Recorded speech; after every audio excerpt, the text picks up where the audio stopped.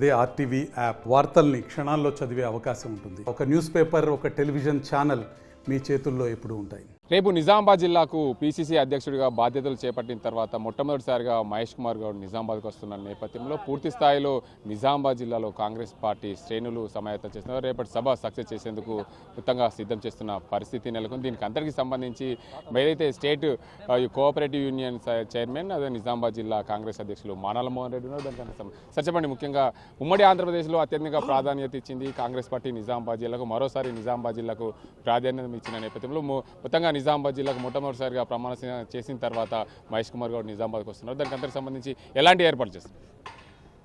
ఎందుకంటే నిజామాబాద్ బిడ్డ రాష్ట్ర కాంగ్రెస్ పార్టీ యొక్క పగ్గాలు చేపట్టిన తర్వాత మొట్టమొదటిసారిగా జిల్లాకు వస్తున్నటువంటి సందర్భం. మరి ముఖ్యంగా 10 సంవత్సరాల కాలంలో నిజామాబాద్ జిల్లా కాంగ్రెస్ పార్టీ కష్టకాలంలో ఉన్నప్పుడు అండగా నిలిచింది.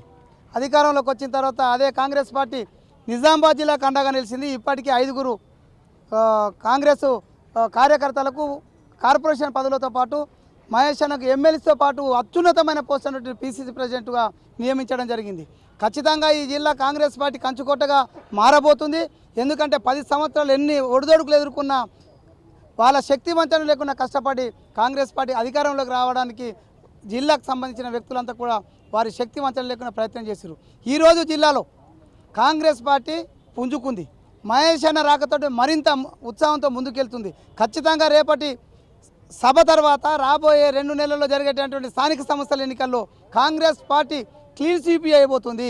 అందులో భాగంగా కాంగ్రెస్ కార్యకర్తలు కూడా ఉత్సాహంతో ఉల్లాసంగా రేపు మహేష్ అన్న రాక ఏ టైం కోసమని ఎదురు చూస్తున్నారు. 1 గంటకు టోల్ ప్లాజా వద్దకు చేరుకునే మహేష్ అన్న 1:30కు మాధవ్ నగర్ టెంపుల్ దగ్గర పూజలు చేసుకొని 2 గంటల వరకు బోర్గాం బ్రిడ్జి వద్ద అక్కడికి వెళ్ళి స్వాగత ర్యాలీ ప్రారంభమై 3 గంటల వరకు సభస్థలికి చేరుకుంటాడు. ఈ సందర్భంగా మేము చెప్పేది ఒకటే, ఎక్కడైనా కాంగ్రెస్ కార్యకర్తలు ఎక్కడికక్కడనే స్వాగతం పలుకుతూ మహేష్ అన్నను ఘనంగా ఇక్కడికి తీసుకురావాలని కోరుకుంటూనే దయచేసి ఈ జిల్లా వాస్తవ్యులకు మరి ముఖ్యంగా ఈ టౌన్లో ఉన్నటువంటి ప్రజలకు విజ్ఞప్తి చేస్తున్నాం.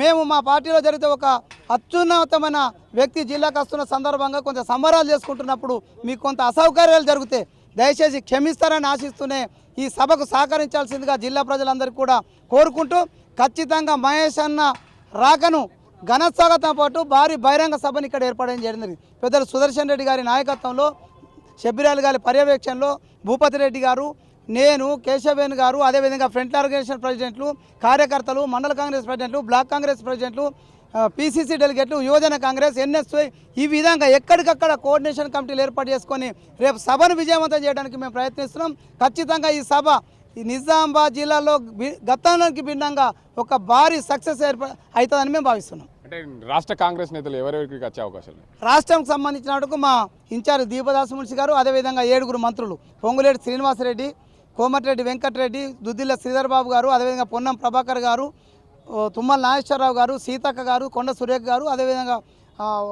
గవర్నమెంట్ విప్పులు, ఎమ్మెల్యేలు, కార్పొరేషన్ చైర్మన్లు పెద్ద మొత్తంలో ఇక్కడికి వస్తున్నారు. కాబట్టి ఆ సభ విజయవంతం చేయడానికి, ఎందుకంటే ఒక రకంగా చెప్పాలంటే రాష్ట్ర కాంగ్రెస్ పార్టీ నిజామాబాద్కు వస్తుంది.